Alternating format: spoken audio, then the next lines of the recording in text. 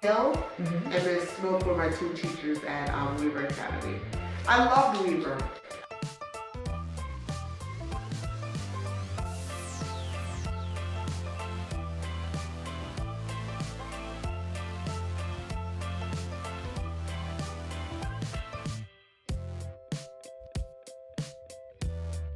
Doctor into my job, and I'm class of 2001 Weaver Academy, and I went to Northwest Guilford High School.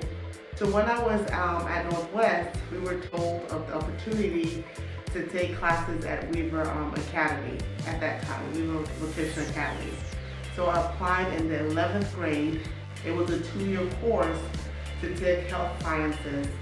And at the end of my senior year, I was able to graduate with my certified nursing assistant degree, CNA license. And we were also able to take the state board examination. So as soon as I graduated, I was able to get a job as a CNA in a nursing home.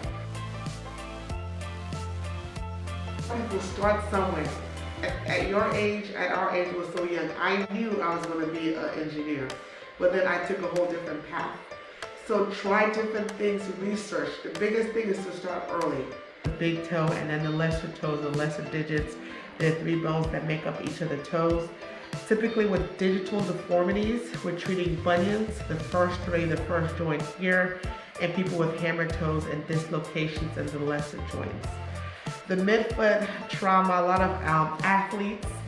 So recently, Greg Olson, the Carolina Panthers, is a common bone that a lot of athletes tend to break, which is the base of the 5th metatarsal. It takes a long time for that bone to heal because, again, poor circulation.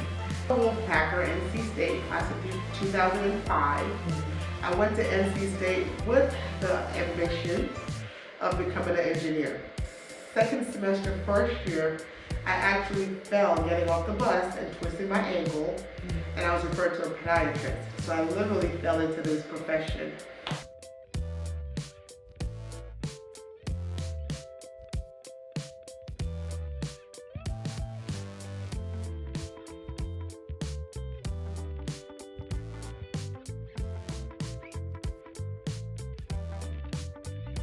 With the CNA, one of the good things, a lot of us, why we chose to do it, is because we knew we wanted to do something in the medical field.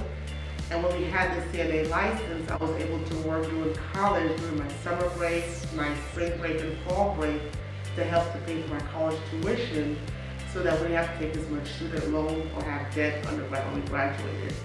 The other thing too with working as a CNA, working in the field, it gave me good life experiences and also experiences in the medical field in general.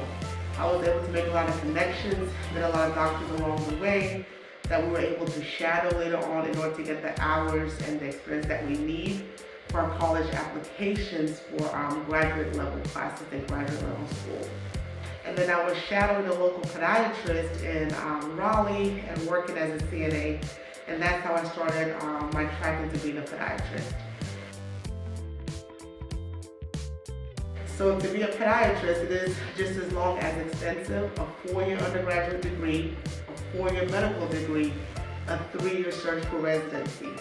And if you want to specialize even further, you can do a fellowship with this a year or 2 after residency. And fellowships, most people want to do trauma cases, and people want to do pathology, the derm, melanoma and skin conditions, typically do that extra year for fellowship. Working as a CNA, I realized how much helping people really does matter, but oh, white podiatry is dirty as gross as feet. But you don't realize when people come to us, a lot of them are at their wit's end. And a lot of times, podiatric conditions and treatments people overlook. And my niche is helping the older population, honestly the less fortunate population. So it made me realize even more, how important podiatry is. So yes, as a podiatrist, she would come to me with a foot problem. One young girl came last week, I diagnosed her with lupus. So she came in with numbness and tingling in the feet, did lab work, she has lupus. So there are a lot of things that we can treat. I'm a doctor into my job. Practice is called Center Podiatry.